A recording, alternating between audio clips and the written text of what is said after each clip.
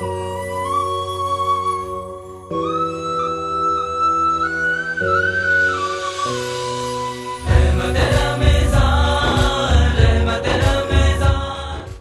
باللہ من الشیطان الرجیم، بسم اللہ الرحمن الرحیم۔ سورہ یاسین آیت نمبر 13۔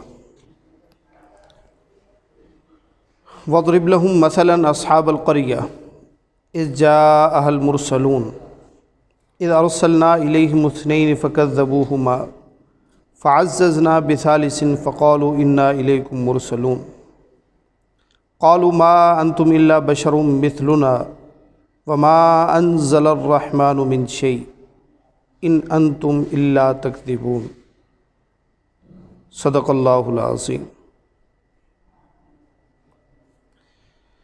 معزز و مکرم سامعین محتشم، آج سے نئے رکوع کا آغاز ہو رہا ہے۔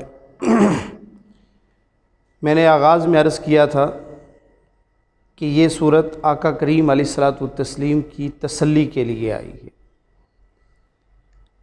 تو آج آقا کریم علیہ الصلاۃ والتسلیم کو گزشتہ قوم کا گزرا ہوا واقعہ، جو تقریباً کوئی آقا کریم علیہ الصلاۃ والتسلیم سے 450 سال قبل یہ وقوع پذیر ہوا، اور 500 سال تقریباً حضرت عیسیٰ علیہ السلام کی حیات کا ہی واقعہ ہے۔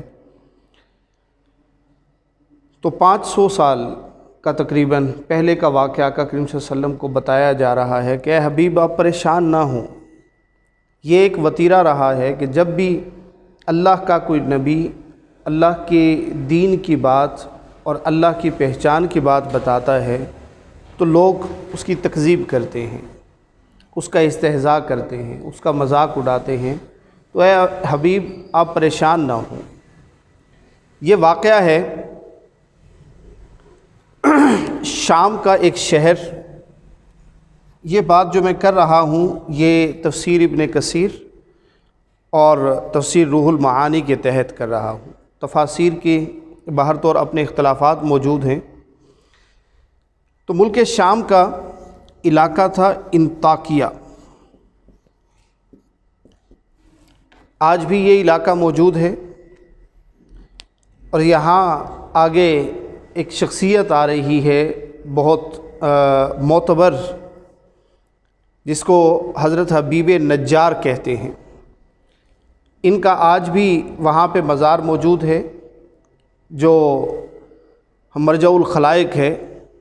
انشاءاللہ وہ اگلی آیات میں ہم اس کو ڈسکس کریں گے۔ تو شہر انطاکیہ ہے۔ 2 اشخاص اللہ تعالیٰ نے اپنے پیغمبر بنا کے بھیجے۔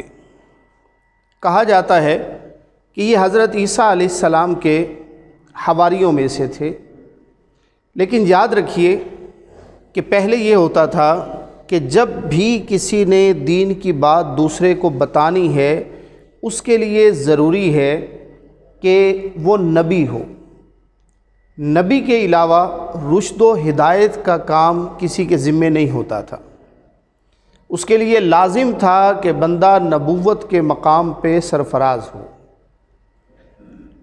اور یہ آقا کریم علیہ الصلاۃ والتسلیم کی امت کو یہ شرف ملا کہ اس میں کوئی بھی روحانی مقامات طے کر کے اور آقا کریم علیہ الصلاۃ والتسلیم کی امت کی اصلاح کا کام کر سکتا ہے۔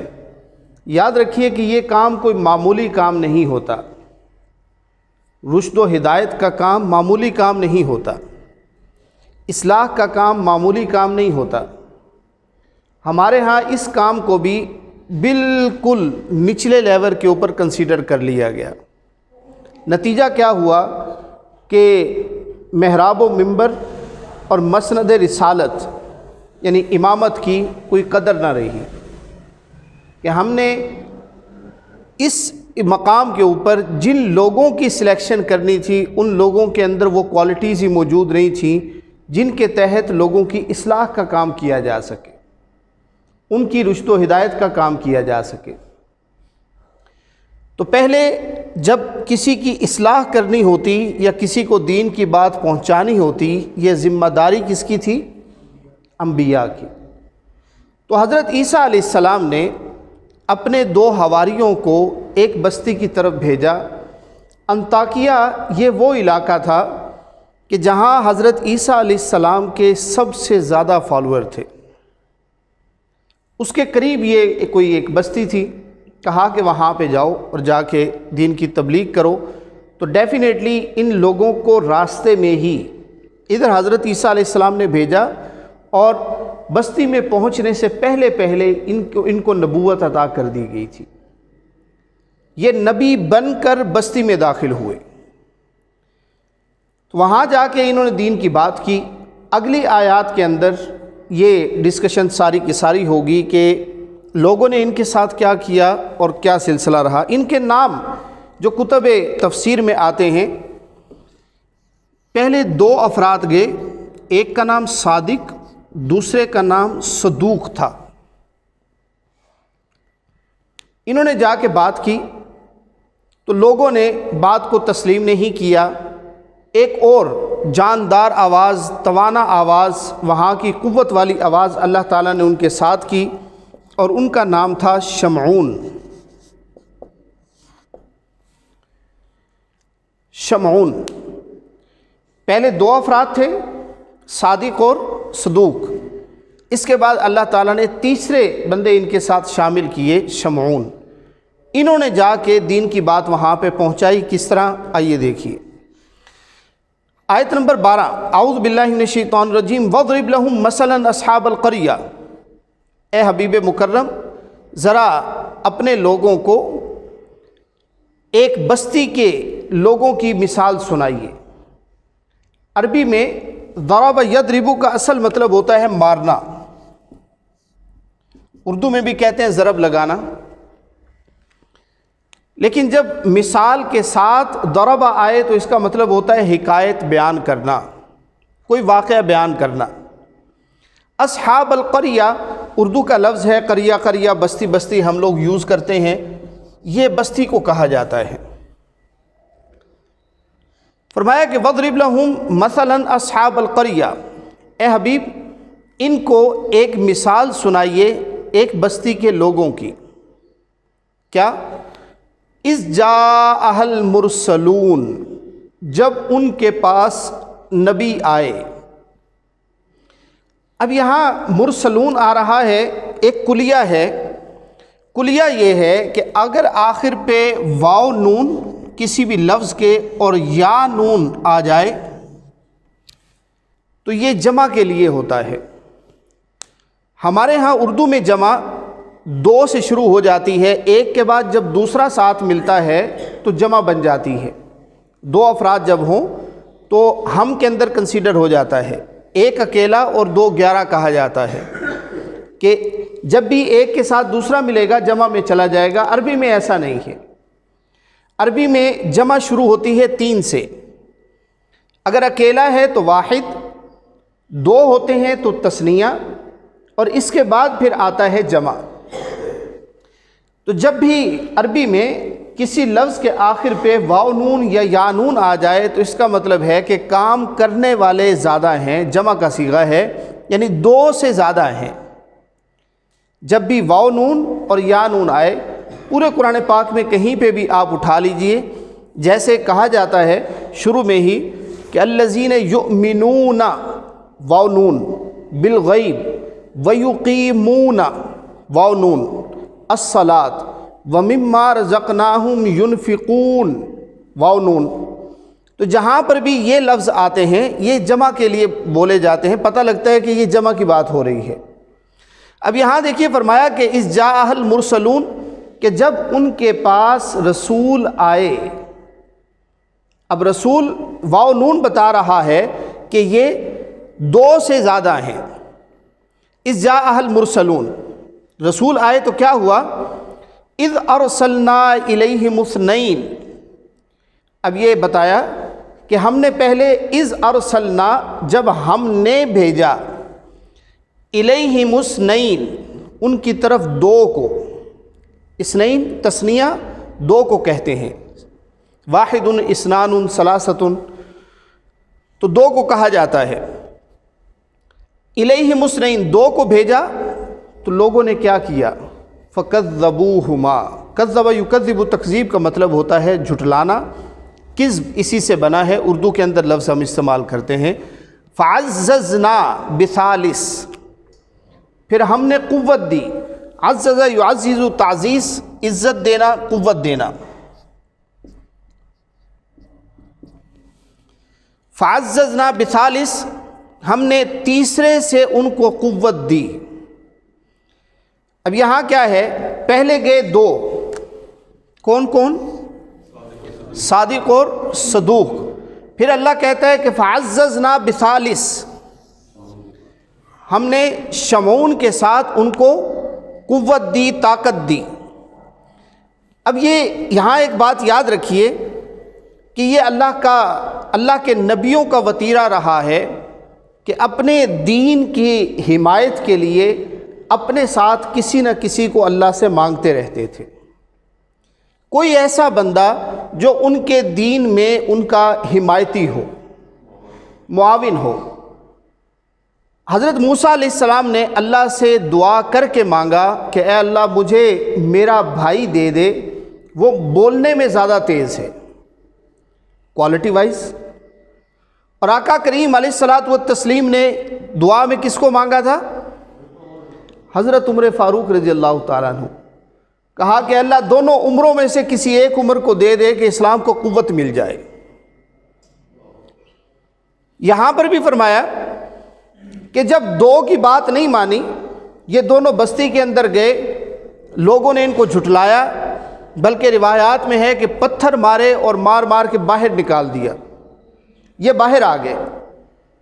تو ایک شخص تھا شمعون، یہ بیسیکلی مٹی کے برتن بنایا کرتا تھا۔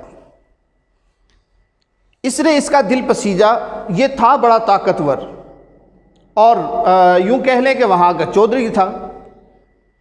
یہ نکل کے باہر آیا اور اس نے کہا کہ یار میں کافی دیر سے دیکھ رہا تھا کہ آپ ان کو دین کی بات بتا رہے ہیں، اچھائی کی بات بتا رہے ہیں، اور یہ آپ کی ہر طرح کی مخالفت کر رہے ہیں۔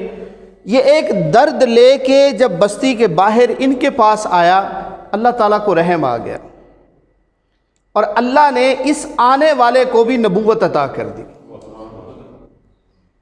دین کا درد یہ بڑی کمال کی چیز ہے، یہ ہر ایک کو نہیں ملتا، یہ اس کو ملتا ہے جس کے دل میں دین کے ساتھ محبت پیدا ہو، جس کے دل میں اللہ کے نام کی نسبت کا حیا ہو، اور اللہ کے نام پہ کم از کم مر مٹنے کا کچھ نہ کچھ جذبہ موجود ہو۔ تو شمعون باہر نکلے اور آ کے ان کے پاس ان کی داد رسی کی، تو کہا کہ میں بھی کرتا ہوں تمہارے ساتھ دین کی بات، میں بھی لوگوں کو سمجھاتا ہوں۔ دل کے اندر سے کوئی اچھی آواز نکلی، ایک کیفیت کے ساتھ نکلی، اللہ نے قبول کر لیا، وہیں پر ان کو نبوت عطا کر دی۔ اب یہ تینوں نبی بن کے آگے بستی کے اندر دوبارہ گئے، انہوں نے کیا کہا؟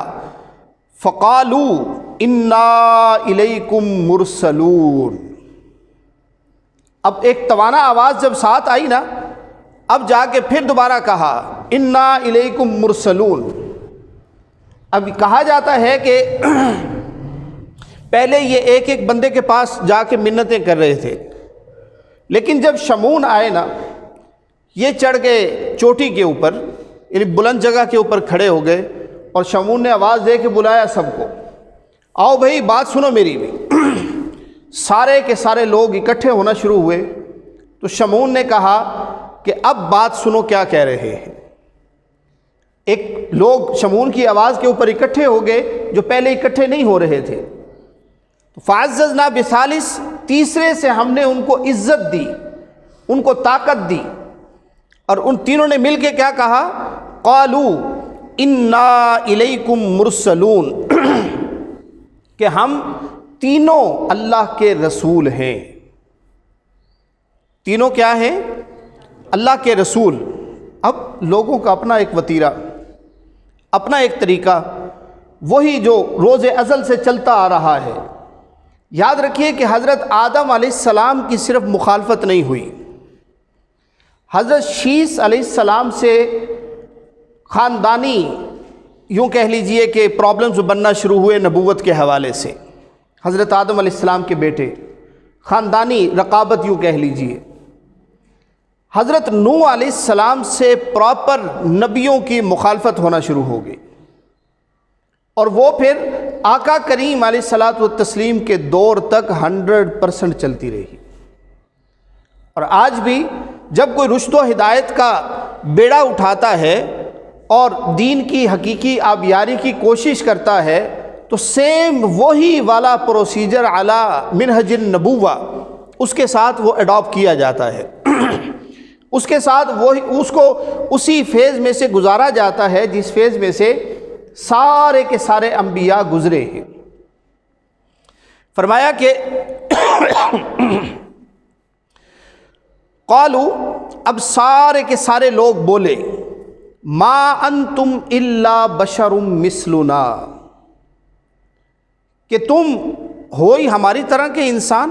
بشر انسان کو کہتے ہیں، مثلنا ہماری طرح کے، کہ تمہارے اندر کیا چیز خاص آئی ہے، تم ہمارے ساتھ ہی۔ اب بیسیکلی یہ بات ہو رہی ہے شمعون کی۔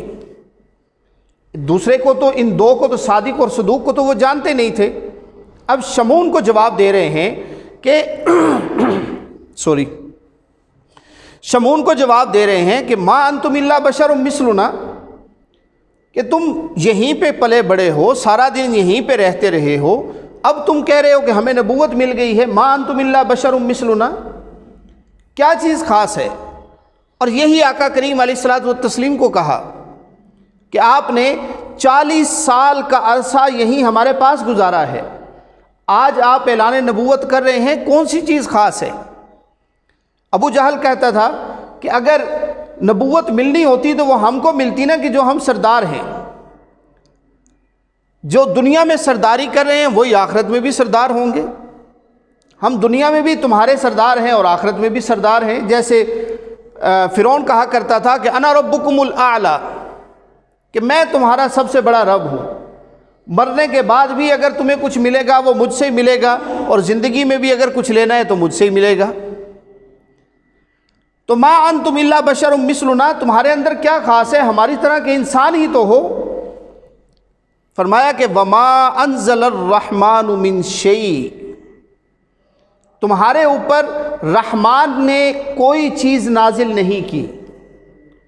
انہوں نے کہا کہ اللہ ہمارے اوپر وحی کرتا ہے، تو بستی کے لوگوں نے کیا کہا کہ ما انزل الرحمن من شیء، کہ رحمان نے تمہارے اوپر کوئی چیز نازل نہیں کی۔ اب یہاں سے ایک بات پتہ لگتا ہے کہ لفظ رحمان یہ حضرت عیسیٰ علیہ السلام کے دور میں بھی موجود تھا، اور یہاں پہ انہوں نے بھی جو اللہ تعالیٰ کی پہچان کروائی ہے، تو رحمان کا ان کے پاس کوئی نہ کوئی کانسیپٹ موجود تھا۔ کہا جاتا ہے کہ یہ لوگ بیسیکلی بت پرست تھے،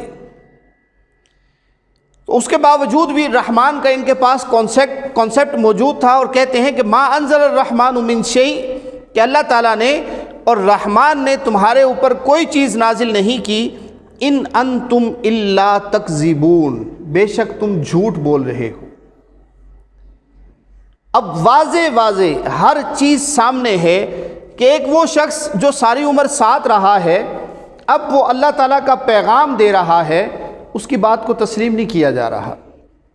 یہ ہمارا ایک معاشرتی المیہ ہے کہ اگر کوئی پلٹ کے دین کی طرف آتا ہے تو اس کو بڑے عجیب نظروں کے ساتھ دیکھا جاتا ہے کہ یہ تو کوئی عجیب مخلوق بن گیا ہے۔ میرے ایک دوست سے یونیورسٹی فیلو، اللہ نے کیا وہ ساتھ اٹھتے بیٹھتے تھے تو سلسلہ شروع ہوا اور دین کی طرف راغب ہو گئے۔ تو انہوں نے کیا کیا کہ جب چھٹیاں ہوئیں وہ لاہور سے اپنے علاقے میں چلے گئے، میں اپنی طرف چلا گیا جب میں لاہور میں ہوتا تھا یونیورسٹی میں۔ وہ اپنے علاقے میں گئے تو وہاں انہوں نے دعوت اسلامی کی جو کتاب ہوتی ہے جس میں سے وہ درس دیتے ہیں، کیا کہتے ہیں اس کو، فیضان سنت، انہوں نے فیضان سنت کا مسجد میں درس شروع کر دیا۔ وہ گئے اور انہوں نے اس کو پڑھنا شروع کر دیا ہر نماز کے بعد۔ اچھا جیسے ہی وہ پڑھنا شروع کیا تو اب ماشاءاللہ پہلے وہ بالکل کلین شیوڈ تھے، اب انہوں نے تھوڑے سے بال بڑھا لیے اور خط انہوں نے بنانا شروع کر دیا۔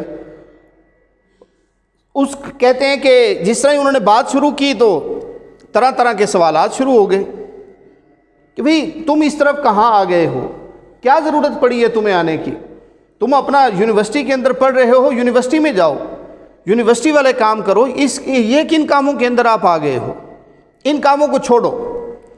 طرح طرح کی وہ بیچارے ایک دن اتنے پریشان ہوئے، اس وقت پی ٹی سی ایل کا دور تھا، موبائلز تو نہیں تھے، میرے پاس گھر میں کال کی، میں موجود نہیں تھا، تو پھر رات گئے ان کی کال آئی، وہ بندہ ہچکیاں لے لے کے رو رہا تھا اور کہتے ہیں کہ رحیم بھائی ایک عجیب مسئلہ ہے کہ جب میں گناہ کی طرف تھا اس وقت مجھے کوئی نہیں روکتا تھا، اور اب جب میں اللہ کے دین کی طرف آیا ہوں تو ہر بندہ ٹوک رہا ہے کہ یہ کام اس طرح کیوں کر رہے ہو، یہ اس طرح کیوں کر رہے ہو، یہ اس طرح کیوں کر رہے ہو۔ تو عجیب پوزیشن ہے ہمارا معاشرتی المیہ ہے کہ اگر اللہ تعالیٰ کسی کے اوپر اپنی رحمت کے دروازے کھولتا ہے، ہم دین کے ٹھیکیدار بن کے سامنے آ جاتے ہیں۔ ہم نے اللہ تعالیٰ کی ساری ذمہ داریاں ہم نے اپنے اوپر لے لی ہیں، کسی کو مسلمان بنانا ہے تو ہم، کسی کو کافر بنانا ہے تو ہم، کسی کے اوپر کو فتویٰ لگانا ہے تو ہم، مطلب ہر چیز کی ذمہ داری ہم نے اپنے اوپر لے لی ہے۔ جو سوالات اللہ تعالیٰ نے پوچھنے ہیں کل قیامت میں جا کے، وہ سارے ہم آج ہی کر رہے ہوتے ہیں، اور نماز پڑھی ہے نہیں پڑھی، روزہ رکھا ہے کہ کوئی نہیں رکھا، بھئی ہمیں اس سے کیا لگے، یہ اللہ کا اور بندے کا معاملہ ہے، وہ جانے اور اس کا رب جانے۔ ہم ہر چیز کے اندر بذات خود اپنے آپ کو انوالو کرنے کی کوشش کرتے ہیں، کیوں؟ آقا کریم علیہ الصلوۃ والتسلیم نے فرمایا اللہم انی اعوذ بک من علم الذی لا ینفع، اے اللہ میں اس علم سے پناہ مانگتا ہوں جو مجھے نفع نہ دے۔ تو ہم تو وہ جاسوسی کے کیمرے لگا کے ہر بندے کا ایک ایک لمحہ کیپچر کر رہے ہوتے ہیں کہ کون بندہ کیا کر رہا ہے، اس وقت کہاں جا رہا ہے، اس وقت وہ کیا کر رہا ہے، اور اگر کوئی گھر سے کہیں راستے میں مل جاتا ہے تو سوال بھی ہو رہے ہوتے ہیں، اوہ کدھر جا رہے ہو جی، آپ کو کیا ضرورت ہے کسی سے پوچھنے کی جی کدھر جا رہے ہو۔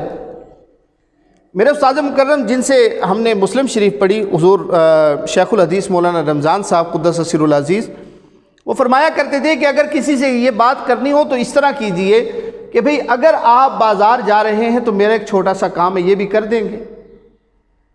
تو یہ پوچھنا بھی جائز نہیں ہے کہ آپ کہاں جا رہے ہیں، کہ یہ وہ علم ہے جس سے آپ کو کوئی فائدہ نہیں ملے گا۔ فار ایگزامپل اگر آپ کسی سے پوچھتے ہیں، وہ کہہ دیتا ہے کہ میں چینی لینے جا رہا ہوں، آپ کا اس میں کیا فائدہ ہے؟ تو آقا کریم علیہ الصلوۃ والتسلیم نے اس علم سے پناہ مانگی ہے جس علم سے آپ کو فائدہ نہ ہو۔ تو ہم دیکھیں 4-5 گھنٹے بیٹھ کے براؤزنگ کر رہے ہوتے ہیں موبائلز پہ، کیا فائدہ ہوتا ہے ہمیں اس کا؟ اس میں پازیٹیو ہمارے پاس میٹر کتنا ہوتا ہے جس سے ہم لرن کر رہے ہوں، گین کر رہے ہوں، وہ ٹائم کتنا ہوتا ہے، اور وقت کا ضیاع کتنا ہوتا ہے۔ تو کوشش کیجئے کہ اپنے وقت کو ضائع نہ کریں، بالکل بھی اپنے وقت کو قیمتی بنائیں، چاہے 2 منٹ آپ کے پاس ہیں، اپنے آپ کو مطالعے کے ساتھ ایسی چیزوں کے ساتھ اٹیچ کریں جہاں سے آپ کو کچھ فائدہ ملتا ہو۔ فرمایا کہ یہ وتیرہ رہا کہ ما انزل الرحمن من شیء، کہ تم ہماری طرح کے بندے ہو نا، تمہارے اوپر اللہ تعالیٰ نے کوئی چیز نازل نہیں کی، ان انتم الا تکذبون، بے شک تم جھوٹ بول رہے ہو۔ اب وہی جن کے ساتھ ساری عمر گزری ہے، یہی والا پروسیجر 100% آقا کریم علیہ الصلوۃ والتسلیم کے ساتھ آیا۔ یہی ان کو کہا کہ 40 سال آپ نے یہاں پہ گزارے ہیں، آپ کو نبوت کہاں سے مل گئی؟ نبوت تو ہمارا خاصہ تھا۔ اور پھر فرمایا کہ قالوا ربنا یعلم انا الیکم لمرسلون، اور انہوں نے کہا کہ ربنا یعلم، ہمارا رب جانتا ہے کہ انا الیکم لمرسلون، ہم تمہاری طرف بھیجے گئے۔ اب یہ اپنی صفائی میں بات کر رہے ہیں، اور وما علینا الا البلاغ المبین، اب ماننا نہ ماننا تمہاری بات ہے، سمپل سا ایک فنامنا یہ ہے یا ایک لب لباب یہ ہے کہ ہمارا کام صرف اتنا ہے کہ کھول کھول کے تمہارے سامنے بیان کر دیا جائے، وما علینا الا البلاغ المبین، کہ کھول کھول کے ایک ایک چیز بتا دی جائے، یہ حق ہے، یہ برا ہے، یہ اچھا راستہ ہے، یہ برا راستہ ہے، یہ دین کا راستہ ہے، یہ کفر کا راستہ ہے۔ ہمارا کام فقط اتنا ہی ہے۔ اور یاد رکھیے کہ جب بھی اللہ تعالیٰ کسی کو ذمہ داری دے دین کی طرف دعوت دینے کی یا دین کی طرف کسی کو بلانے کی، تو زور زبردستی نہیں ہے اسلام میں۔ الفاظ یہی والے ہیں کہ ما علینا الا البلاغ المبین، ہمارا کام فقط دین کی بات پہنچا دینا ہے۔ اور اس کے بعد آقا کریم علیہ الصلوۃ والتسلیم کے الفاظ دیکھیے، سورہ کافرون میں بالآخر آقا کریم علیہ الصلوۃ والتسلیم نے فرما دیا لکم دینکم ولی دین، کہ ٹھیک ہے بھئی میرا کام پہنچانا ہے، تمہارے لیے تمہارا دین، میرے لیے میرا دین، تو کوئی زور زبردستی نہیں ہے۔ اور یاد رکھیے کہ ایک یہ مسکنسیپشن جو مستشرقین کی طرف سے آئی کہ اسلام تلوار کے زور سے پھیلا، ایسا کبھی نہیں ہے، ایسا کبھی نہیں ہے۔ قرآن پاک کہتا ہے کہ اگر وہ زبردستی سب کو دین کے اندر لے کے آنا ہوتا تو پہلے 13 سال مارے کیوں کھاتے پھر؟ مدینہ منورہ کے اندر آ کے بھی اپنے سارے شہید کرواتے رہے۔ صلح حدیبیہ کے بعد صرف 4 سال ایسا موقع ملا ہے کہ جس کے اندر کھل کے دعوت دی جا سکتی تھی، اور اس کے اندر بھی 4 سال پورے نہیں ہوئے، خیبر بھی آ گئی، پھر درمیان میں حنین بھی آ گئی، جنگیں وہ بھی آ گئی، درمیان میں شامل ہو گئی، یعنی وہ سیاسی طور پہ مستحکم فقط اس دور میں ہوئے۔ تو فرمایا کہ ما علینا الا البلاغ المبین، ہر انسان کا کام فقط دین کی بات پہنچا دینا ہے۔ اب یہاں ایک نقطہ صرف سمجھ لیجئے کہ کیا عام آدمی دین کی بات سمجھا سکتا ہے یا بتا سکتا ہے یا نہیں؟ تو میرے استاد مکرم فرمایا کرتے تھے کہ بیٹے دین کی جو بات تم تک پہنچے وہ دوسرے لوگوں تک پہنچانا شروع کر دو، اور جب تم دوسروں کو دین کی بات پہنچانا شروع کرو گے، کسی عمل کی طرف ترغیب دینا شروع کرو گے، آہستہ آہستہ اس پہ عمل تمہارا شروع ہو جائے گا۔ جس چیز کی طرف جو عمل یا جو کام آپ نہ کر سکتے ہوں وہ دوسروں کو ترغیب دینا شروع کر دیں، دوسروں کو بتانا شروع کر دیں، وہ بذات خود عمل آپ کی زندگی میں آ جائے گا۔ فار ایگزامپل، آپ سے اوابین نوافل نہیں پڑھے جا رہے ہیں، آپ 2-4 بندوں کو اوابین کے فضائل بتانا شروع کر دیں، بذات خود اللہ تعالیٰ آپ کو توفیق دے دے گا کہ آپ نوافل پڑھنا شروع کر دیں گے۔ آپ سے جھوٹ نہیں چھوٹ رہا، جھوٹ کی برائیاں لوگوں کے سامنے، اپنے دوستوں کے سامنے بیان کرنا شروع کر دیں تو وہ آٹومیٹکلی چھوٹ جائے گا۔ آئیے جی ریوائز کرتے ہیں، آج 5 منٹ تھوڑا سا اوپر ہو گئے۔ وَاضْرِبْ لَهُمْ مَثَلًا أَصْحَابَ الْقَرْيَةِ، اے حبیب مکرم آپ ان کو ایک گاؤں کے لوگوں کی مثال دیجئے، اِذْ جَاءَهَا الْمُرْسَلُونَ کہ جب ان کے پاس 3 رسول آئے جو صادق، صدوق اور شمعون تھے، اِذْ أَرْسَلْنَا إِلَيْهِمُ اثْنَيْنِ کہ جب ان میں سے 2 یعنی صادق اور صدوق نے آ کے دین کی دعوت دی، تو فَكَذَّبُوهُمَا سارے گاؤں والوں نے ان کو جھٹلا دیا۔ فَعَزَّزْنَا بِثَالِثٍ پھر ہم نے شمعون کو نبی بنا کر ان کو قوت دی، ان کو عزت دی۔ فَقَالُوا اب یہ تینوں بولے کہ اِنَّا إِلَيْكُمْ مُرْسَلُونَ کہ اے گاؤں والو، اے بستی والو، ہم تمہاری طرف رسول بنا کے بھیجے گئے ہیں۔ قالوا بستی والوں نے حسب سابق یہ کہا کہ ما انتم الا بشر مثلنا کہ تم ہماری طرح کے ہی تو انسان ہو، وما انزل الرحمن من شیء اور جو تم وحی کے اترنے کا دعویٰ کر رہے ہو تو تمہارے اوپر کوئی وحی نہیں آئی، ان انتم الا تکذبون بے شک تم جھوٹ بول رہے ہو۔ قالوا اب یہ تینوں نے کہا کہ ربنا یعلم ہمارا رب جانتا ہے کہ انا الیکم لمرسلون کہ بے شک ہم تمہاری طرف رسول بنا کے بھیجے گئے ہیں، وما علینا الا البلاغ المبین اور بقیہ ماننا نہ ماننا تمہاری اپنی قسمت ہے، تمہارا اپنا اختیار ہے، ہمارا کام تو کھول کھول کے دین کی بات، اللہ کا پیغام تم تک پہنچا دینا ہے۔ اللہ رب العزت ہمیں دین کی سمجھ نصیب فرمائے اور قرآن پاک کو سمجھنا ہم لوگوں کے لیے آسان فرمائے، آمین۔ اللہم صلی علی سیدنا مولانا محمد وعلی آل سیدنا مولانا محمد وبارک وسلم وصلی علیہ ربنا حب لنا من ازواجنا وذریاتنا قرۃ اعین وجعلنا للمتقین اماما فاطر السماوات والارض انت ولینا فی الدنیا والآخرہ توفنا مسلما والحقنا بالصالحین صلی اللہ تعالی علی سیدنا مولانا محمد صلی اللہ علیہ وسلم وعلی آلہ واصحابہ اجمعین آمین برحمتک یا ارحم الراحمین۔